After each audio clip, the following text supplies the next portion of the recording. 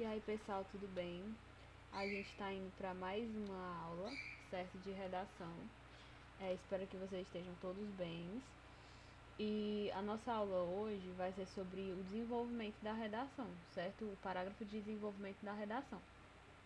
Antes de começar a aula, gostaria de dizer para vocês que a gente vai dividir essa aula em duas aulas, porque eu acho que fica melhor uma aula com um pouco mais de tempo, com um pouco menos tempo, né?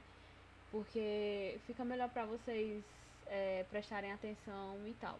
E aí essa aula vai ser dividida em dois, certo? Eu vou aqui passar para... Pronto.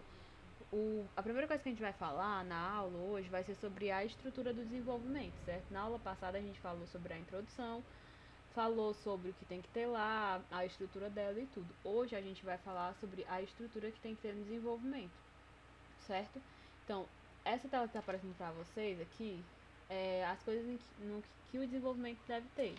Que no caso, o desenvolvimento, a estrutura dele deve conter 4 coisas básicas, certo? Que é o quê? É a retomada da tese, né? No caso, a tese que aqui aparece 1 ou 2 significa ou o núcleo 1 ou o núcleo 2. E como a gente já falou, o núcleo 1 da tese, né, como eu falei pra vocês, esses dois núcleos que existem na tese, essas duas coisas que a gente coloca na tese, elas vão ser trabalhadas no desenvolvimento, por isso que é importante ter duas, porque uma vai ser tratada no primeiro desenvolvimento e a outra vai ser tratada no segundo desenvolvimento, certo? Então ela tem que ser retomada logo no início do desenvolvimento, para o corretor saber o que você vai estar explanando ali no seu desenvolvimento, certo? Logo depois a gente vai falar sobre o repertório que você vai querer usar, no caso, né? Que pode ser contexto histórico, citação de filósofo, pensamento do filósofo, livros, filmes, qualquer coisa que seja que dê para você utilizar, você irá utilizar aqui, certo? Depois você tem que relacionar o repertório com a tese, né? No caso, a tese aqui é o núcleo da tese que você usou. Se você usou o poder público, você vai ter que relacionar a sua citação com o poder público. Então, essa citação tem que ter a ver com o que você está colocando na tese, certo? E logo depois a gente vai falar sobre o fechamento, que o fechamento é exatamente o que vai dar que vai dar a conclusão do seu desenvolvimento, certo? Para deixar ele todo organizado e estruturado, ok? De antemão, agora, de início, a gente vai falar sobre essa primeira parte da tese, certo? Como você vai introduzir essa tese no primeiro parágrafo de desenvolvimento e como você vai introduzir ela no segundo parágrafo de desenvolvimento. Vai fazer alguns testes aqui, certo? E depois, na segunda parte da aula, a gente vai falar sobre os repertórios, certo? Como você vai relacionar o repertório e sobre o fechamento. Porque o que leva mais tempo são essas duas primeiras coisas aqui. O fechamento, ele é bem rapidinho, certo? Prosseguindo.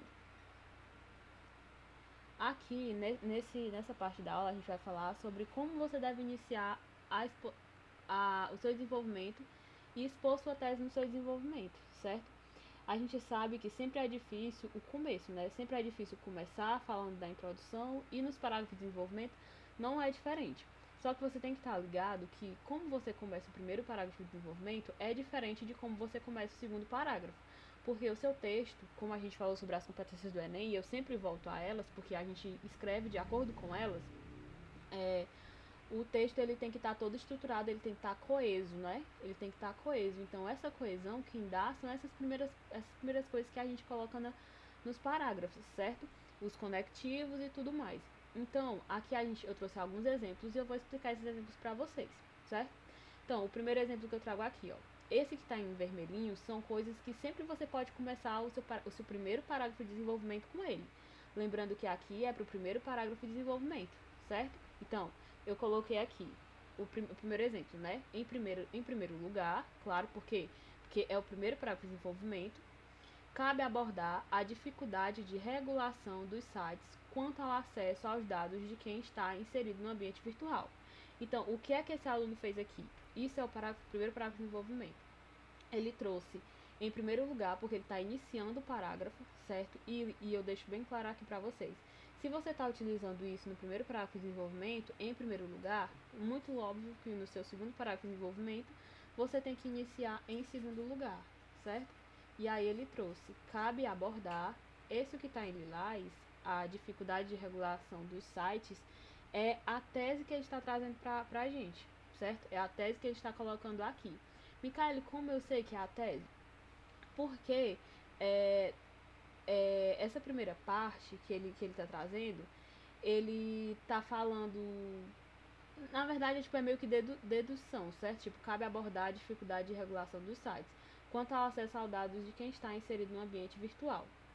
Por que é importante a tese estar logo na primeira parte? Porque o seu corretor ele tem que estar entendendo o que você vai falar. Eu já falei para vocês que lá no desenvolvimento ele vai ter, você trouxe o núcleo da sua tese, que no caso a núcleo da tese dele é essa, dificuldade de regulação dos sites, porque isso é uma coisa que está gerando um problema. E esse problema faz com que a problemática que trouxe no meu T, que o tema trouxe, né, ela persista e que ela continue acontecendo, certo? Que ela não se resolva.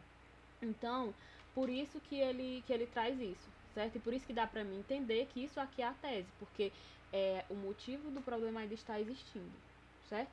E aí é importante trazer, né, nessa primeira parte, né? Exatamente porque o corretor tem que saber do que você vai falar no seu desenvolvimento, certo? E aí aqui, nos outros, né, ele vai trazer do mesmo jeito que esse primeiro, ele vai trazer como ele tá iniciando, né? E a exposição da tese no parágrafo, certo? Então aí, no segundo exemplo, convém ressaltar a princípio, em vermelho, que é exatamente como ele está iniciando, certo? Que vai dar essa coesão, e aí ele já traz de novo a exposição da tese dele. Estabelecimento do comércio virtual e sua contribuição para a continuidade da problemática. É o que eu estou falando para vocês. Como eu sei que é a tese, porque é exatamente porque o problema ainda está acontecendo, certo? Por que ele ainda continua ocorrendo? Então aqui ele já deixa bem explícito que o estabelecimento do comércio virtual contribui para a continuação do problema, certo? E com certeza foi aquele tema sobre manipulação do comportamento com controle de dados na internet, certo? E aí aqui ele vai trazer outros exemplos em primeiro plano, certo? É indubitável. Essas iniciações aqui são importantes para que tenha o que eu volto a dizer para vocês, a coesão no texto, certo? O que é indubitável? Indubitável é tipo que não há dúvidas, certo? Então ele é muito utilizado no primeiro parágrafo de desenvolvimento, certo? Aqui em primeiro plano é utilizado também para iniciar, certo? E o resto ele vai trazer a exposição da tese dele, que aqui vai ser: urge analisar a falta de criticismo dos usuários mediante a internet, certo? Então isso é o problema que ele está expondo. E é com isso aqui que ele vai trabalhar todo o desenvolvimento dele. Então, ele vai ter que achar uma alusão, um repertório que sustente o que ele está dizendo, e ele vai ter que relacionar esse repertório com o que ele está colocando na tese dele, certo? Que é a opinião dele, certo? E aí aqui no último exemplo do mesmo jeito, certo? Só que aqui ele traz a inadimplência governamental, certo? Inclusive essa inadimplência governamental é muito interessante trabalhar com ela, porque em vários temas você pode utilizar a inadimplência governamental como tese, certo? Porque geralmente todos os temas, todos não, mas a maioria das coisas que estão acontecendo é porque está tendo algum problema na gestão governamental que está fazendo com que isso continue se perpetuando, certo? Mudando. Como é que você deve iniciar o segundo parágrafo de desenvolvimento, certo? Muito obviamente não será igual você começou o primeiro, mas a exposição da tese é igual o que você fez no primeiro. Você traz a primeira parte que você vai iniciar ele, né? Que aqui está em vermelho. Quais são os que eu utilizei aqui? Ademais, paralela a isso, além disso, em segundo lugar. Todas essas iniciativas dão ideia de que eu já citei alguma coisa e que eu estou citando outra coisa, certo? E que eu estou dando continuidade porque eu estou falando. Além disso, tem o mesmo, digamos assim, o mesmo sentido de além disso, certo? Então, são duas maneiras de iniciar com palavras diferentes, se você não quiser ficar repetindo direto, certo? E aqui, paralelo a isso, esse paralelo a isso quer dizer o quê? Paralelo ao que ele falou no primeiro parágrafo, certo? Então, paralelo ao que eu falei no primeiro parágrafo, isso aqui também acontece, isso aqui também contribui, certo? Que é o que ele fala aqui, ó. Paralelo a isso, a imperícia social, vinculada ao déficit em letramento digital, fomenta a perpetuação do impasse. Ou seja, ele está dizendo que além do que ele citou no primeiro parágrafo, existe outro fator, ou seja, outro núcleo de tese, que é a imperícia social, que contribui para que continue acontecendo aquele problema, certo? Por isso que eu falo, volto a falar, é importante que a tese tenha 2 núcleos, para você conseguir destrinchar eles nos parágrafos de desenvolvimento, certo? E aí todos os restos das dos exemplos que eu trouxe, eles falam a mesma coisa, certo? Que é isso aqui, ó. Além disso, né? Além do que eu citei lá em cima, é a mesma coisa que ele está falando isso.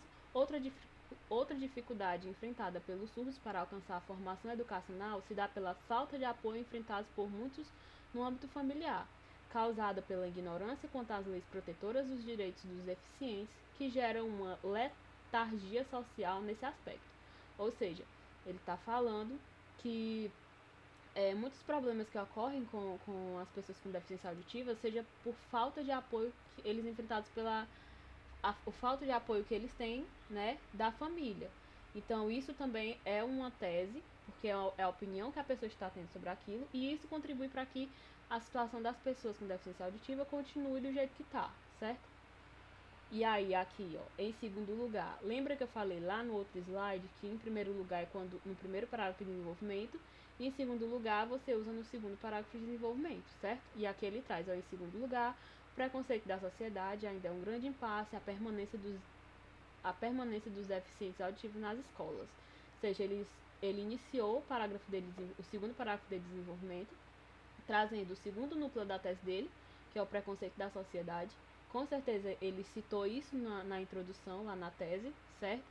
E continua dizendo que é o que dificulta a resolução do problema, certo? Então, se vocês pensarem nos núcleos da tese como algo que dificulta a resolução do problema, ou seja, que faz com que ele, ou que faz com que ele continue, fica bem mais fácil de vocês entenderem, certo? E aí, aqui eu tenho um teste bem rapidinho pra vocês, né? Que se estivesse em sala de aula a gente ia responder, mas como a gente não tá, a gente responde por aqui mesmo.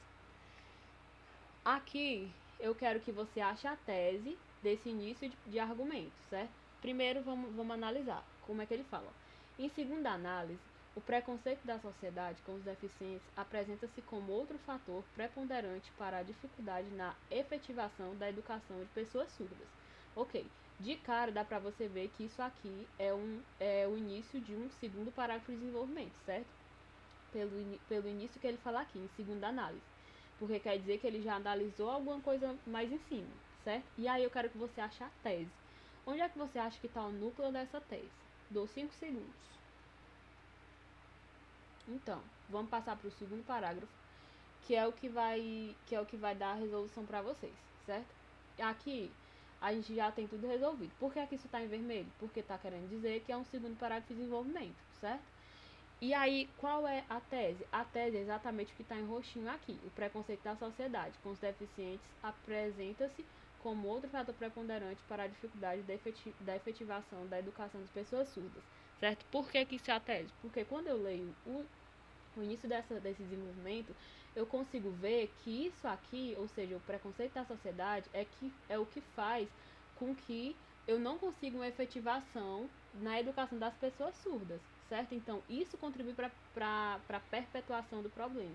Isso contribui para que o problema ainda existe. Então, é isso que eu tenho que resolver para que o problema deixe de existir, certo? Não sei se vocês estão conseguindo me entender, mas é mais ou menos isso que eu estou querendo passar para vocês.